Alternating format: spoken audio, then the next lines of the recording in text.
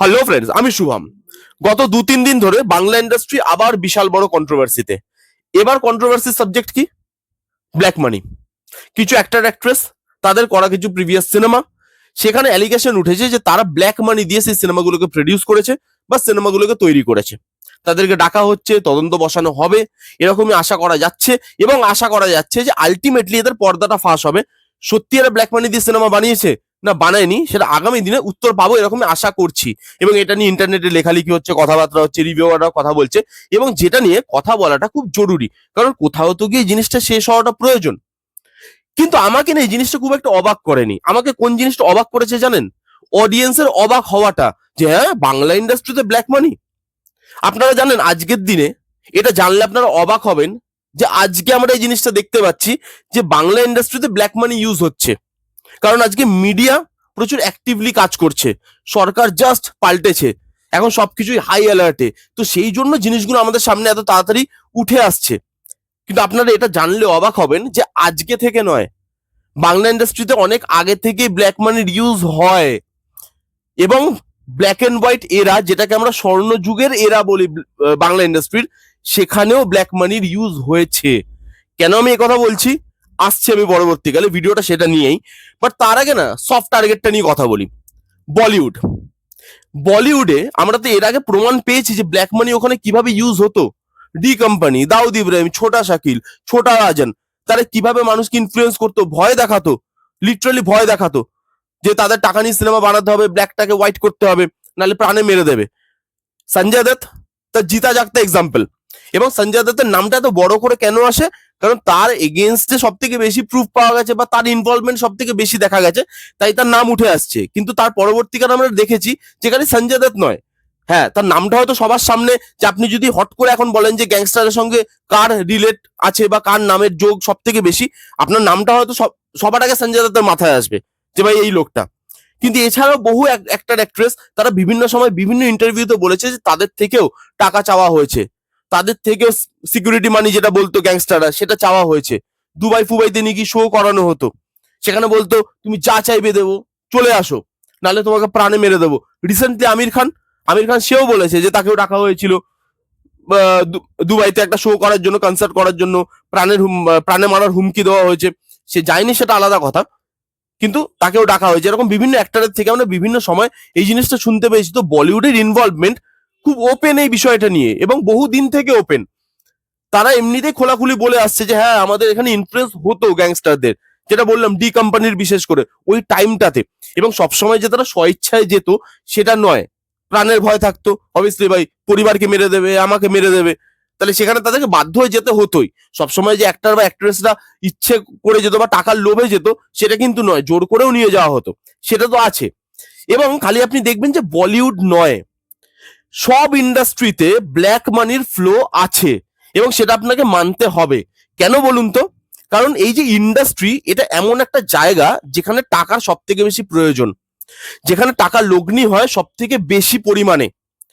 এবং যারা যারা এই কাজগুলো করে, যারা যারা এখানে ব্ল্যাক মানিটাকে হোয়াইট করতে চায়, তারা জানে যে কারা আমার টার্গেট ডাইরেক্টর বা প্রডিউসার, কাদেরকে আমি টার্গেট করতে পারবো, কার গত 3-4টে সিনেমা ভালো চলেনি, কোন একটার ভালো চলছে না, কার টাকার দরকার আছে, কে ফিনান্সিয়ালি উইক হয়ে পড়েছে, তাকে চাপ দাও, তাকে জোর দাও, এবং সে আমার টাকাটা নিয়ে ব্ল্যাকটাকে হোয়াইট করবে, সিনেমা বানাবে আমার টাকাটাকে নিয়ে।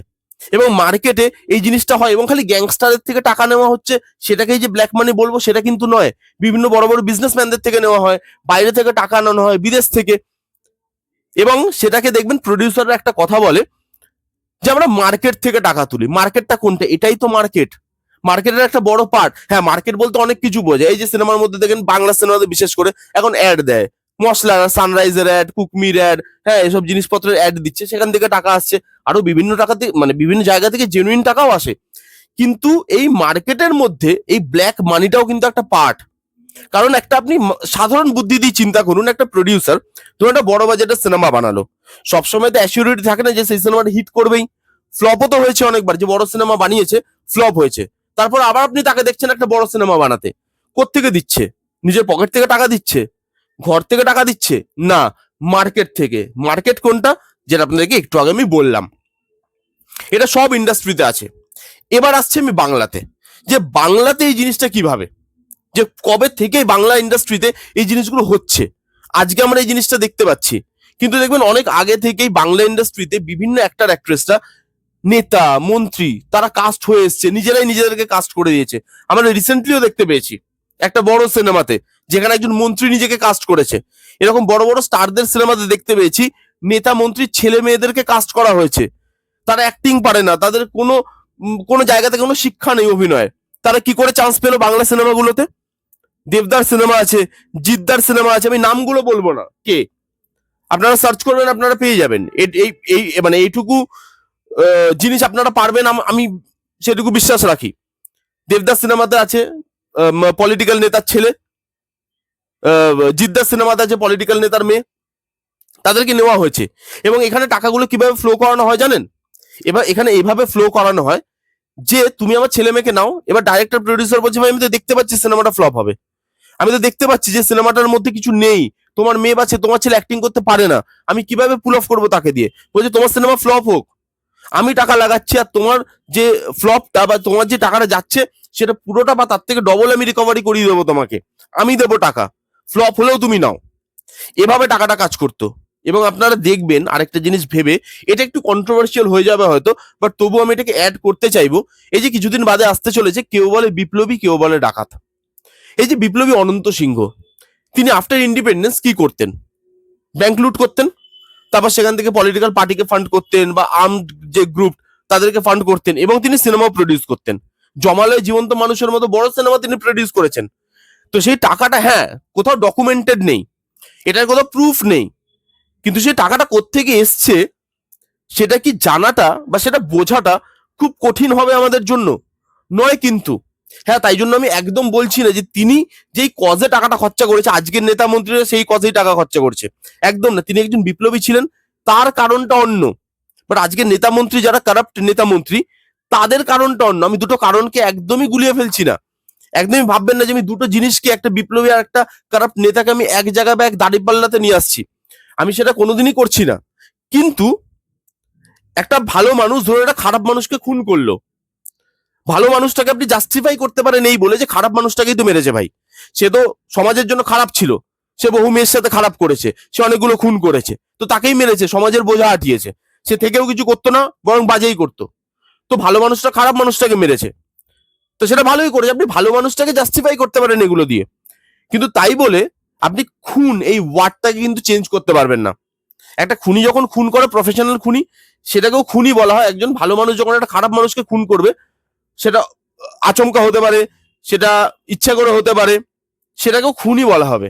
আমি সেই জিনিসটা আমি জাস্ট বোঝানোর জন্য আপনাকে এই এক্সাম্পলটা দিলাম। তো আমি কখনোই বলছি না যে একটা বিপ্লবী তিনি যেই জন্য টাকাটা দিতেন আর এরা কারাপ্ট লোকেরা যেই জন্য টাকাটা দিচ্ছেন, দুটো সেম জিনিস। উনি ভালো কারণের জন্য টাকাটা দিতেন হয়তো, এরা পুরো টাকাটাই নিংড়ে নিয়ে নিচ্ছে, সেই জিনিসটা ঠিক নয়, মানে সেই জিনিসটা আমি বলছি না। কিন্তু এটা কিন্তু সত্যি কথা যে ওই যে সিনেমাগুলো প্রডিউস করা হয়েছে, সেই সিনেমাগুলো কোন টাকায় প্রডিউস করা হয়েছে? ব্যাংক লুট করতেন, ব্যাংকে কাদের টাকা থাকে? সাধারণ মানুষের তো টাকা থাকে। এবং আজকে এই যে এটা নিয়ে কথা হচ্ছে, সেটাতে আমি খুব একটা অবাক হইনি, কারণ আমি আপনাদের বোঝালাম যে এটা হিন্দিতে অলরেডি হচ্ছে। আপনি সাউথের ইন্ডাস্ট্রিতে চলে যান, আমরা এখান থেকে দেখে ভাবি যে সাউথের ইন্ডাস্ট্রিতে পলিটিক্যাল ইনফ্লুয়েন্স নেই। সাউথের ইন্ডাস্ট্রিতে পলিটিক্যাল ইনফ্লুয়েন্স খুব বেশি। আমরা নেপোটিজম নিয়ে বলিউডে কথা বলি, আমরা সাউথে কিন্তু নেপোটিজম নিয়ে কথা বলি না। এদিকে আপনি দেখবেন সাউথে সব সব পরিবারে পুরোটাই নেপোটিজম ঘিরে চলছে। তারা অ্যাক্টররা ভালো, যার জন্য আমরা নেপোটিজমটা নিয়ে কথা বলি না, তারা আমাকে এন্টারটেন করতে পারছে। কিন্তু সাউথেও পলিটিক্যাল ইনফ্লুয়েন্স আছে। প্রত্যেক কটা ইন্ডাস্ট্রি, যেই কটা ইন্ডাস্ট্রিতে সিনেমা তৈরি হয়, প্রত্যেক কটা ইন্ডাস্ট্রিতে ব্ল্যাক মানি ঢোকে, এবং সেটা আগেও ঢুকেছে, এখনো ঢুকছে, আগামী দিনেও হয়তো ঢুকবে। এবং সেই জন্য এই ইস্যুগুলো উঠে আসাটা খুব জরুরি, এই জিনিসগুলো নিয়ে কথা বলাটা খুব জরুরি। কারণ একটা সিনেমার জন্য না দর্শককে দুবার করে টাকা দিতে হচ্ছে। এই যে ব্ল্যাক মানি দিয়ে সিনেমা তৈরি হচ্ছে, এটা কাদের টাকা? আমাদের টাকা তো। আবার যখন আমরা সিনেমাটা দেখতে যাচ্ছি, সেখানেও তো আমাদের টাকা খরচা করে সিনেমাটা দেখতে যাচ্ছি। তার মানে একটা সিনেমার জন্য অডিয়েন্সকে দুবার দুবার করে টাকা পে করতে হচ্ছে। একবার ব্ল্যাক মানি দিয়ে নিয়ে নিচ্ছে, একবার নিজের পকেট দিয়ে টাকা কেটে আপনি নিজের খাটনির টাকা দিয়ে সিনেমা দেখতে যাচ্ছেন। তো এই জিনিসগুলো কোথাও না কোথাও কি বন্ধ হওয়া উচিত। এবং আমি চাইবো আগামী দিনে এই জিনিসটা যখন উঠে এসছে, বন্ধ হোক। কিন্তু আপনাদের কি মনে হয় সত্যি কি এই জিনিসটা বন্ধ হওয়াটা সম্ভব? যেখানে এত টাকার ব্যবসা হয়, যেখানে এত মানুষ কাজ করে, যেখানে হিটের থেকে ফ্লপ বেশি, যেখানে এত কোটি কোটি টাকা বাজেটের সিনেমা তৈরি হচ্ছে, সেখানে এই জিনিসটাকে সত্যি গোড়া থেকে মুছে ফেলা এতটাই কি সোজা হবে? আপনাদের কি মনে হয়? আপনাদের কি মতামত এই বিষয়ে কমেন্ট করে জানাবেন। এই ছিল ভিডিও, এটাই ছিল বক্তব্য।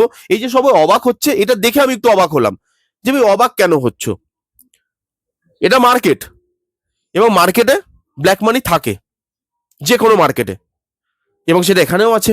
কারণ film at the end of the day তো বিজনেস, বিজনেসে ব্ল্যাক মানি তো আছে, এবং সেটা বহুদিন ধরে চলে আসছে। এটা নিয়ে অবাক হওয়ার কিছু নেই, আমি অন্তত হইনি। এবং আজকে এই ভিডিওটা দেখার পর হয়তো আপনারাও কালকে থেকে হয়তো আর অবাক হবেন না।